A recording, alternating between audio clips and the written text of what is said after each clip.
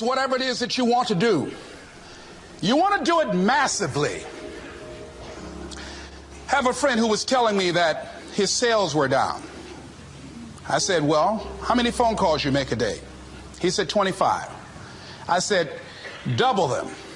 Make 50 or 75 or 100. He said, oh man, that's just too much. What do you mean too much? You behind on your bills? You're talking about too much? You know one way to get back on your feet real quick is to miss 2 car payments? There's no competition out here. Decide that you're going to push yourself. Most people won't do that. Most people give up on themselves easily. You know the human spirit is powerful. There's nothing as powerful. It's hard to kill the human spirit. They asked Benjamin Disraeli, a man who became the head of a country at a time when Jews were not allowed out after 10 o'clock. They said, how did you do it? How did you achieve it against such great odds?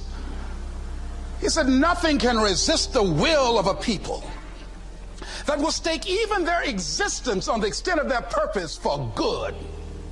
That when you have a made-up mind, when you decide that you want to do something, I was reading something the other day, he said the power to hold on in spite of everything, the power to endure, this is the winner's quality.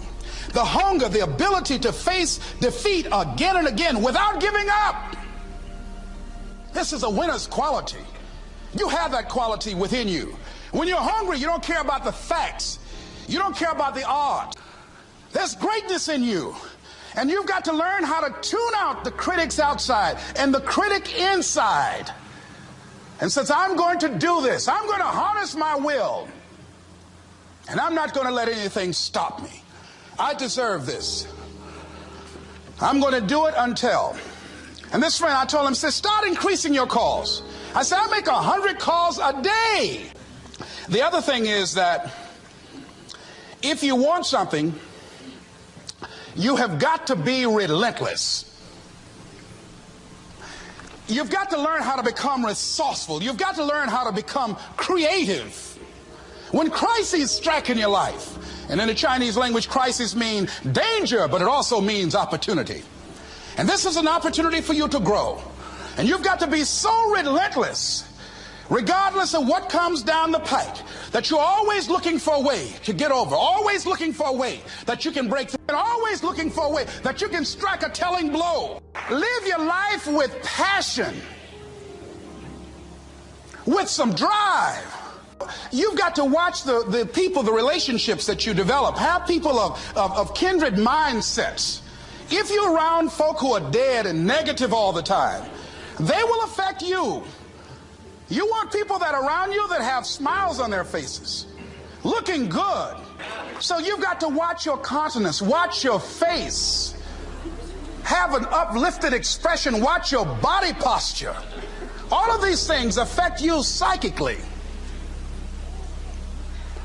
You got to be the kind of person that you are fearless. You are unstoppable. And because you are unstoppable, because you've got power that you haven't even begun to use yet, you owe it to yourself to release your brakes. How many of you have the experience of pulling out of your driveway and you mashed on the accelerator and the car was just going, and couldn't move, and you mashed harder and it couldn't move, and then you discovered you had your emergency brakes on, and then you release those emergency brakes and it goes, choo! Have you ever had that experience before? Most of us go through life with our brakes on, holding back, not giving all that we have, not sharing all of ourselves. Most of us go to our graves still holding on rather than releasing it. What are some of those things that keep us from releasing it? Because of past experiences, past defeats, past pain. We look back, well, it didn't work out then. It probably won't work out now. Many people get confused their performances with who they are. That if my speech tonight doesn't work, it doesn't mean that I'm a bad speaker. It means that what I did didn't work tonight.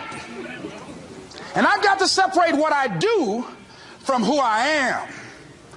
And I've got another shot. See, the last chapter to your life has not been written yet, and it doesn't matter about what happened yesterday.